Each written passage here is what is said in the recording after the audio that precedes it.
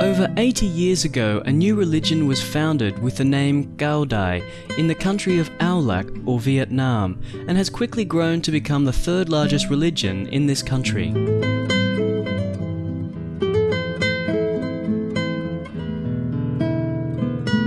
Cao Đài recognizes the ultimate goal of all true religions is the same: to teach humankind to live peacefully and compassionately with all sentient beings, and to realize our divine origin. The term Cao Đài literally means Supreme Palace, referring to the palace where God reigns over the universe, and was also the name God used to impart His divine instruction in the creation of Cao Đài. Followers of Cao Đài believe that Venerable Ngô Minh Chu was chosen by God to establish the Cao Đài religion. It was believed that God directly transmitted the teachings and method of practice to Venerable Ngô Minh Chu until he attained the ultimate self-realization. Today, we present excerpts from the Cao Đài Holy Scriptures, the collection of divine messages, and the true teaching of the Great Vehicle Scripture.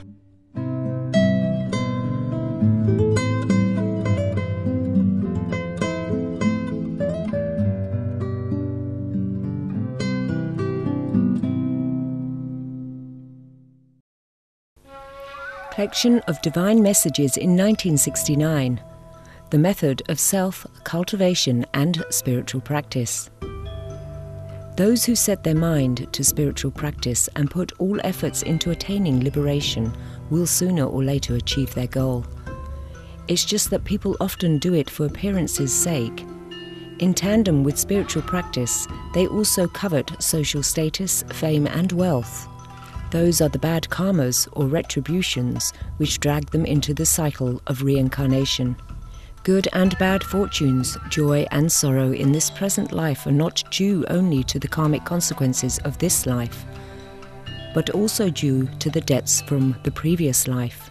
A spiritual practitioner who wishes to attain liberation must perfect himself in all aspects in order to repay old debts and not create new ones.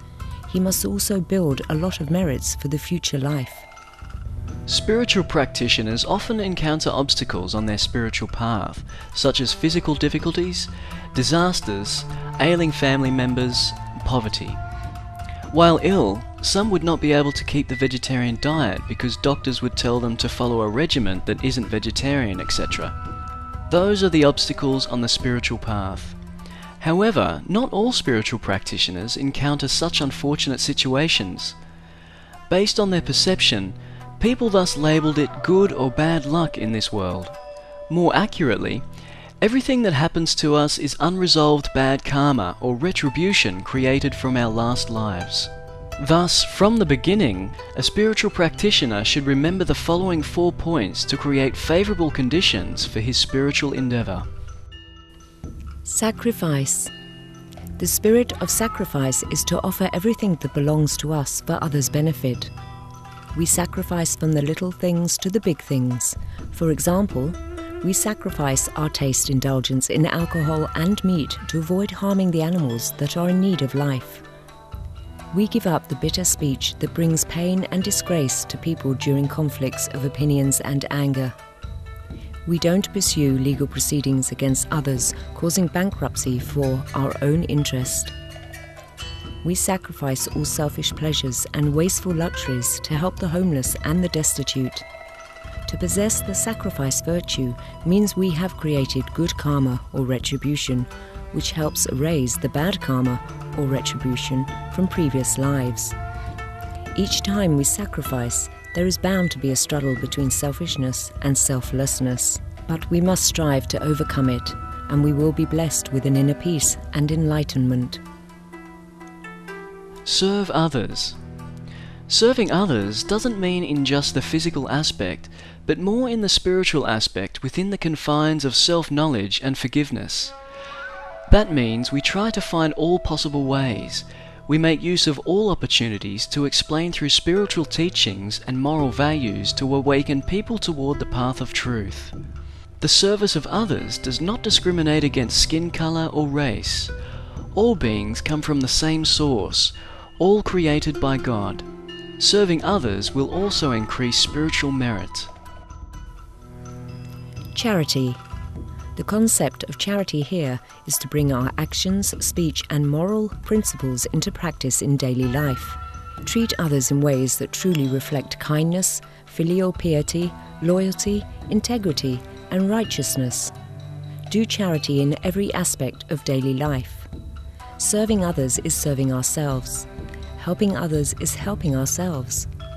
Doing charity also builds spiritual merit and sets a bright moral example for others, encouraging them to do the same. Establishing position. Establishing position here doesn't refer to establishing a position in this ephemeral realm. That would comprise all three areas mentioned previously: sacrifice, serving others, and charity. We perform those without ego, greed and anger, motive, and without wanting something back. We do all the good deeds. The more good deeds we do, the more we should be humble and reject all worldly praise. Establishing our position doesn't mean we desire to become saints or Buddha, because these will come naturally. It means we wish only to help with God's work, to serve God's will with a pure heart and without intention, yet a divine rank is readily bestowed upon those who deserve it. I'd like to remind you once more, do not worry that your spiritual practice won't result in the attainment of the Tao or reach the ranks of the saints and Buddhahood, but fear only that your virtue and merits are not worthy of those spiritual positions. The true teaching of the great vehicle scripture. Meditation and Samadhi. What spiritual practitioners need the most is meditation in order to understand the sublime truth of the Creator.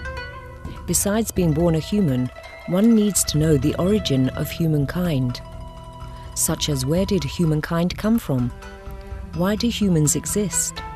Why are we constantly entangled in the cycle of reincarnation? Why do we enter this suffering world to endure a life burdened with worries, hardships, sorrow and grief? If we ask ourselves just those things and make every effort to get to the end of the matter in order to realize the truth, then that method is called meditation. Without meditation, how can you activate your wisdom in order to understand the mysterious divine science?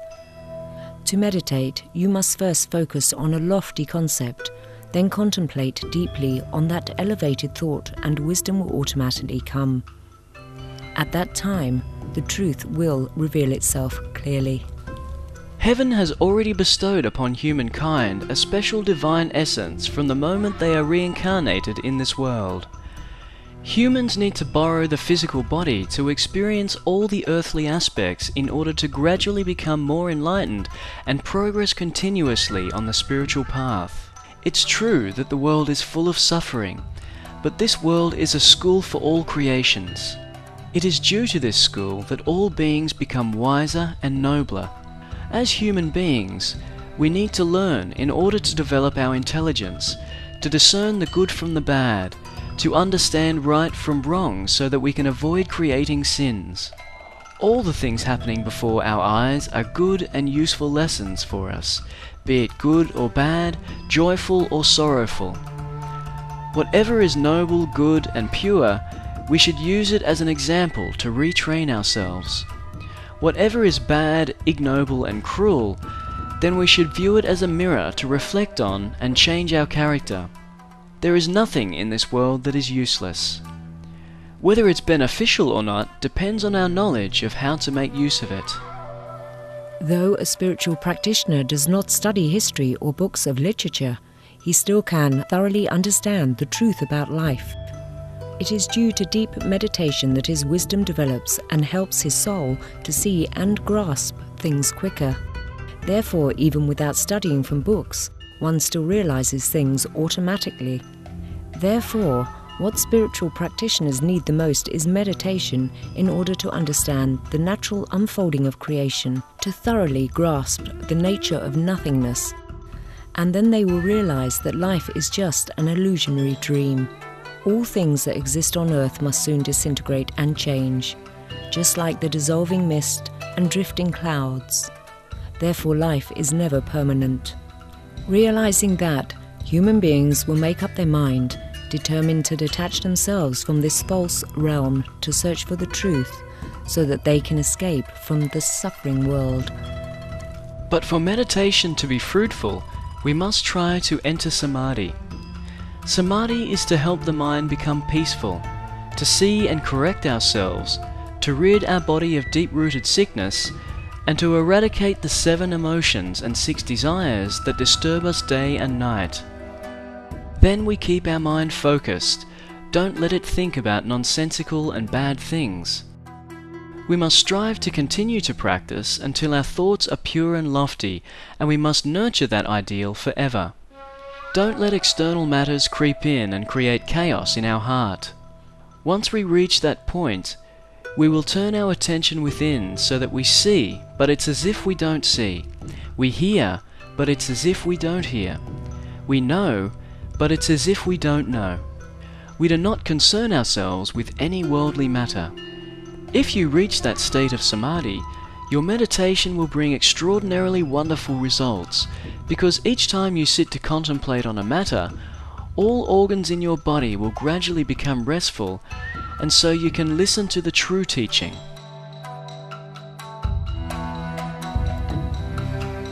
The Dharma Guard Lecture at the Divine Temple, Attaining Enlightenment.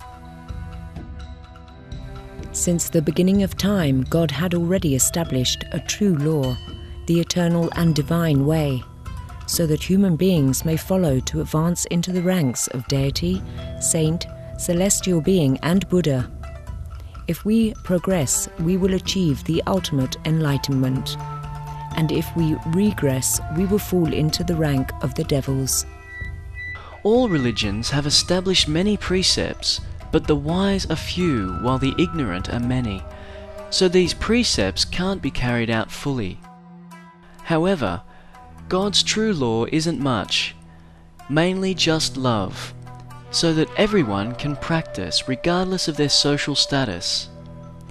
Even small species, termites, bees, ants, also know to keep the law of love and harmony, resulting in a group that unites and assists one another, creating orderly homes. That is the animal's rapid way to evolution. In regards to family, there are fathers and children, husbands and wives, siblings, extending further to social communities and fellow countrymen, all due to the law of love in order for all to coexist peacefully and prosper. If we do not abide by this true law, we are unworthy to be a human being. Not only can we not evolve into the eternal and divine realm, but on the contrary, we create a competitive and vengeful arena that causes love to deteriorate to trivial arguments, which brings about bad karmic consequences. God's love for humankind is boundless, immeasurable, and indescribable. For example, in a family, when parents see their children in poverty or distress, then we know how much parents love their children. And in this world, everything from matter, plants and animals to human beings, all are children of the Creator. Then you know how immense and infinite is God's love.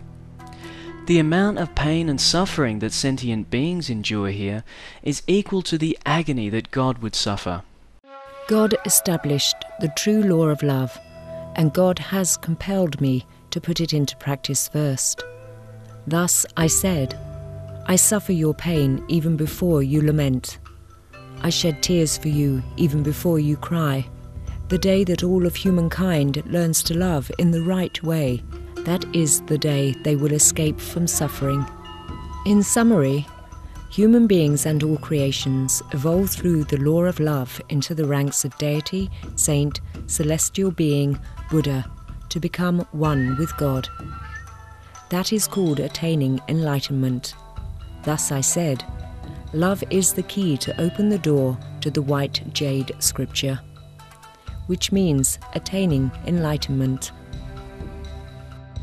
We enjoyed your company today for Between Master and Disciples.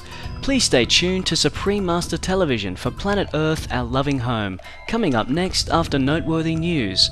May your life be endowed with God's blessing, love and light. For more details, please visit www.suprememastertv.com/BMD.